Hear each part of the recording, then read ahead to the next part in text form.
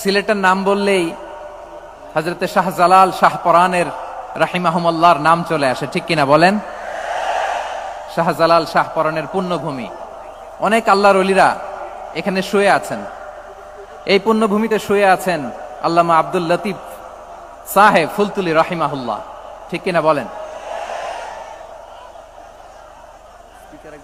কেরাতের উপরে ওনার অনেক খেদমা গোটা বাংলাদেশ ব্যাপী।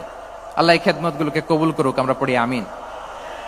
এই পুণ্যভূমিতে শুয়ে আছেন হযরত মাওলানা আব্দুল করিম শাইখে কৌড়িয়া রাহিমাহুল্লাহ। আমি এসেই ওনার গল্প শুনলাম আজকে। এই পুণ্যভূমিতে শুয়ে আছেন হাফেজ মাওলানা নুরউদ্দিন গহরপুরি রাহিমাহুল্লাহ। এরকম অনেক নাম না জানা আল্লাহর ওয়ালিরা, সাধকরা, ওলামায়ে হযরত এই পুণ্যভূমিতে শুয়ে আছে এই সিলেটে। আমরা সকলের জন্য দোয়া করি আল্লাহ তাআলা ওনাদের খেদমতগুলোকে কবুল করে নেক, কোরআনের নূর দিয়ে তাদের কবরগুলোকে আল্লাহ তাআলা মুনাওয়ার করে দেক। আমরা সবাই পড়ি আমিন।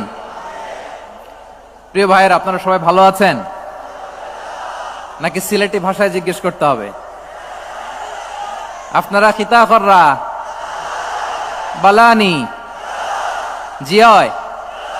মাশাআল্লাহ মাশাআল্লাহ, তাবারাকাল্লাহ। আল্লাহ কবুল করো।